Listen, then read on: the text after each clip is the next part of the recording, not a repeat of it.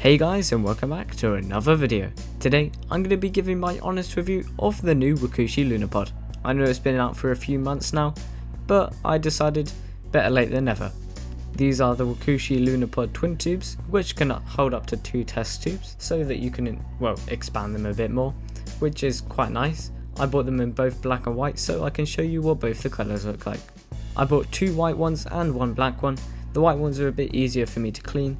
But I will be showing you what one of the black ones look like with a colony. I'll be putting a yellow Fideli into it, and with the white one I'll be putting a Camponotus in. Now the bit where the tube connector connects to the actual pod has a little bit of a gap and looks slightly unpleasant, but I actually do quite like the tube connectors because they're made out of TPU and they can support both small and large test tubes, which I quite like. It's got 2 chambers and an expansion port, so when they're ready you can just expand them into a different Wakooshi setup or whatever you want. But I wouldn't recommend putting too big of a species into here, as the connector between the 2 pods in the outworld is quite small, so majors of larger species may not be able to fit through there along with queens. And then also the test tube slot 2 has a smaller hole, so majors and queens might not be able to get out, which for larger colonies might prohibit them from doing stuff. On the side of the pod there is a Wakooshi logo, which is printed quite nice, and on the bottom of the pod it's got a nice crystal texture, which is pretty cool. This does remind me a bit of the Venus nest, which is very old but still a very good design, and I quite like this one more because it's much more affordable. I could buy 3 of these for the price of 1 Venus. But it doesn't come with a test tube cover, so you either need to wrap your test tubes in something like tin foil to block out the light, or put them in a dark place so they don't have any light near them at all.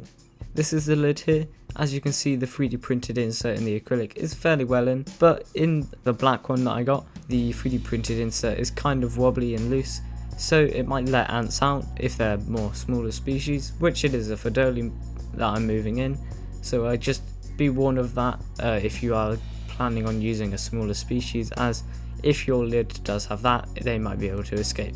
So far, this being the biggest negative, it's actually looking pretty good for the Luna pods, as overall, so far, I'd say they're actually doing very good, and I'd recommend them.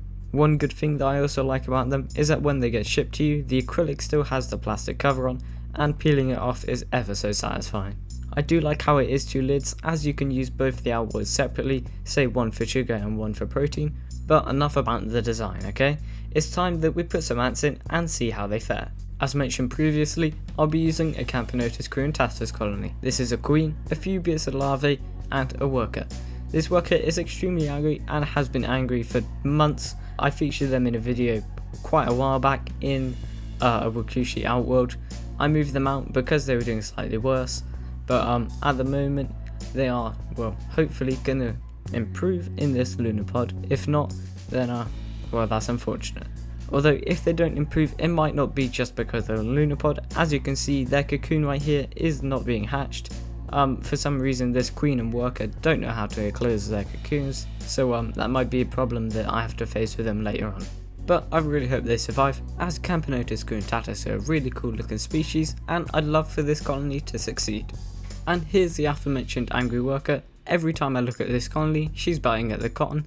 I have absolutely no idea why, but hopefully now that they have an outworld, she'll be a bit less angry and actually help the queen. As you can see, I was a bit underprepared, as I didn't block off the other test tube connector with cotton or anything, but luckily the cotton that I got from the test tube will do fine. But now that the worker actually got through the cotton, she has no idea what to do, so she's kind of just angry at nothing now.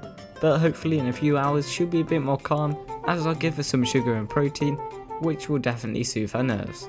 One downside to this outworld is obviously the lid size. As you can see, it's quite hard for me to hold and I don't have the biggest of hands, so I can imagine for someone that has, rather large hands, it would be quite hard to use.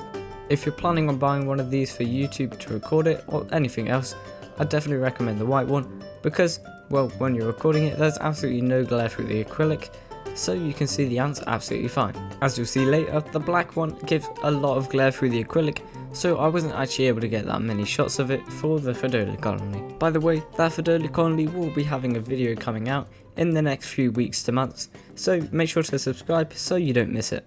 As you can see, the Camponotus worker was very cautious of going into the outworld. Every time going in and out, making sure that she didn't stay for too long so she wouldn't get spotted by any potential predators. Because she is quite a large ant species, in the wild she has to be a bit more cautious as birds and reptiles have her on their dinner menu. But that will wrap it up for the Camponotus Gruntaltus colony, and it's time to move on to the Fideli.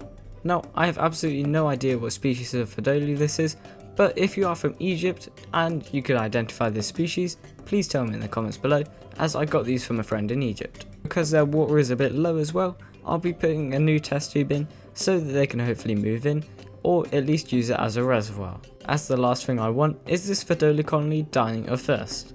Another thing about the broken lid bit is that it's actually harder to put on, as well you can't push down on it because it will just go through the acrylic, and the acrylic didn't actually fit onto the outward right, although in the end it did, but it was kind of hard to put on because of the broken lid. But for such a small and simple design, I will give it props because it actually looks fairly micro-species proof. Now it's time to connect the young Fideli colony and let them explore their new home. These guys are absolutely tiny, and there was some on the cotton, so I just put it in the outward for the time being whilst I connected the test tube. I recently got a new recording light and macro extension tubes, so if you can notice a difference, tell me in the comments below. As you can see in the bottom right, the Fideli queen is absolutely tiny, and she will be the largest member of the colony to ever exist, so they are a very small species.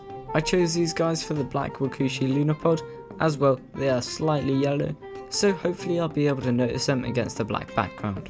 But unfortunately I wasn't really able to record them in the pod because of the glare. So with it wrapping up, I'd like to give my final statement. First off, I'll start with the positives. This outworld is very easily expandable, as you can put 2 test tubes in it, and there's also an expansion port.